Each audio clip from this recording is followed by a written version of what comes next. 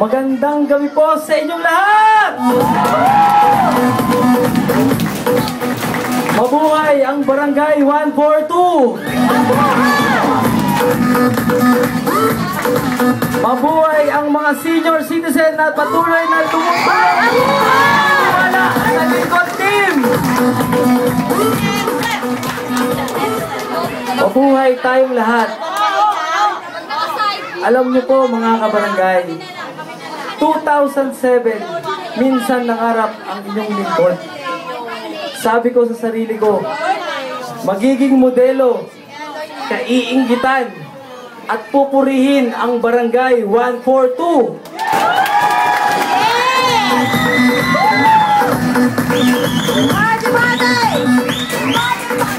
Sa gabing ito, masaya na malungkot ako.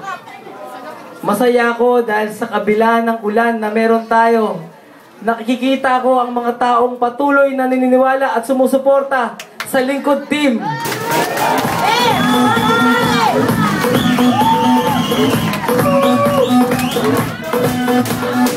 Nalulungkot ako. Bakit? Sana po, dinadasal ko sa Diyos, walang magkakasakit sa atin.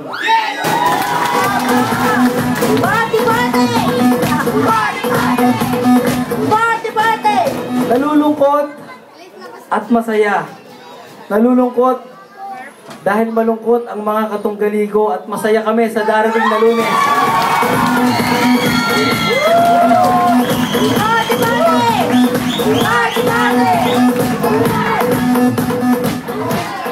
Simula pa lang to ng victory party natin.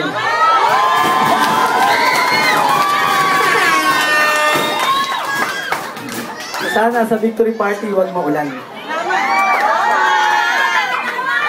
Babalikan ko ang sinabi ko. 2007, nangarap ako. Isang araw, pupurihin ng 142. Ginawa ko ang letterhead ng Barangay 142.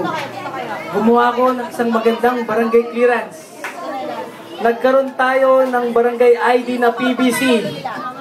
Nangarap na magkaroon at maibaba ang isang city hall sa Barangay 142.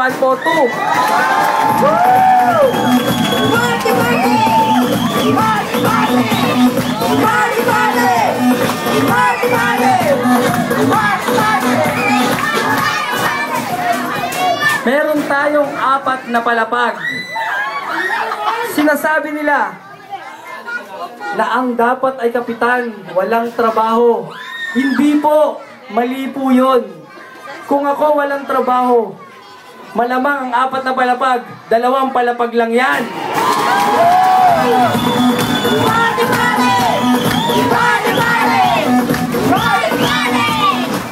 Alam niyo ba, ang 4 na palapag na ito ang susi na kung saan ang ibang barangay ay humihiling sa ating punong lungsod na magkaroon ng katulad nito.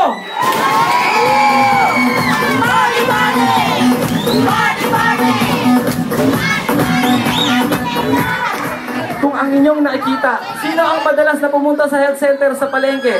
Taas ang kamay. Taas ang kamay ang pupunta sa health center sa palengke. Alam ko kayo, pumupunta kayo sa health center. Alam nyo ba na meron tayong kasalukuyang kahilingan na kung saan humiling ang isang nanunungkulan sa City Hall na dapat maipagawa ang ating health center na 3 palapag? Alam mo ba ang dahilan? Alam niyo pong dahilan kung ano dahilan ng nagre-request na magkaroon ng 3 palapag ang health center? Kung ang Barangay 142 na ibaba ang magandang City Hall, bakit ang hindi ang health center? Di ba magandang pakinggan? Isang modelo ang Barangay 142?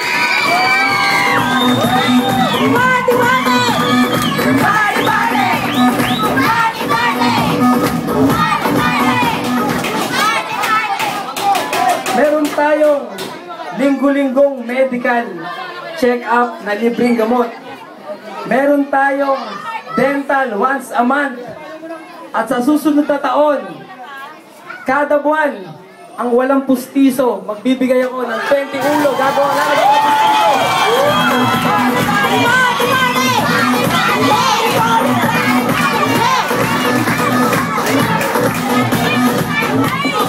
Kung ang iniisip nila, bakit magpa-project si Kapitan na ganito, na ganyan, pinagbibintangan ng inyong lingkod.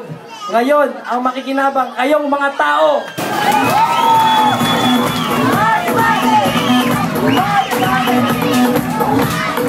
Mag-a-allocate ako ng gamot, ng libre pustiso, makikinabang kayong lahat.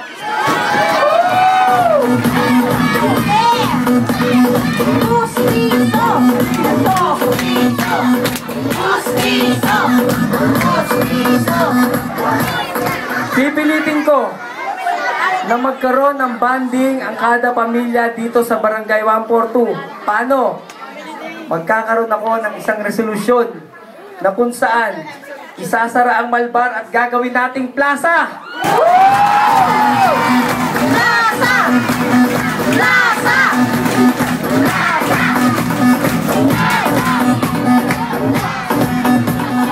Ngayon, hindi ako makangiti ng maganda eh. Bakit? Dahil palapit na ang Lunes, tatanungin ko sa inyo, kailangan ko bang kabahan? Maraming salamat sa inyo. Maraming salamat, Kapitan June Boyling!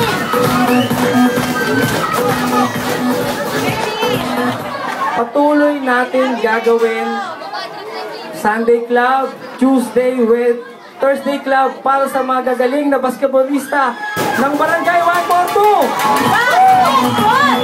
Basketball!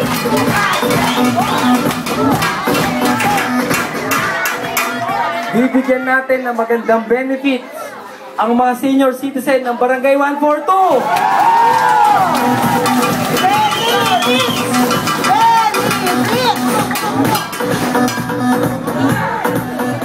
Sana po, sa darating na eleksyon, huwag niyong kalilimutan at madaling isulat, 4 na letra, L-I-N-G!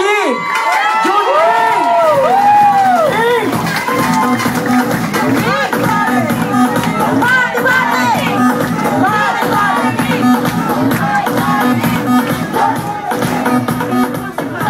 Kung tayo pinupuri na ngayon, huwag na nating hayaan na maging chismisan ang Barangay 142. Bakit? Alam niyo po, ang tignan natin yung kapakanan ng nakararami. Okay? Kung ako nanunungkulan at kung ako tumatakbo bilang isang kapitan, hindi ko hayaang mapahamak ang aking taga-Barangay 142. Bakit? Bakit? Uso ang palara. Okay? Ang palara, nung unang panahon pa yan. Alam niyo po, kaya maraming nahuli, kaya maraming nadampot sa sa presinto ng sa mga presinto ng eleksyon dahil sa ganyang pandaraya. Dapat tignan natin yung kapakanan ng tao, huwag yung kapahamakan nila.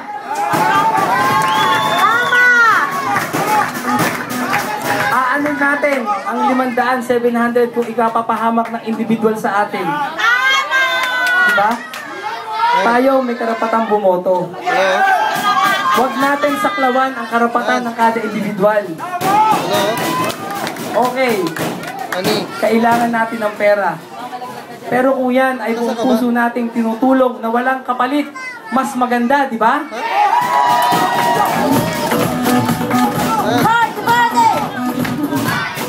Meron akong 14 na dapat ay kagawad.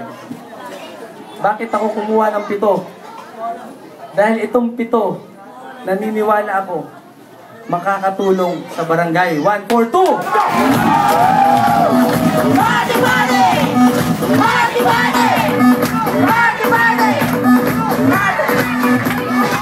Isa pa, ang mga kabataan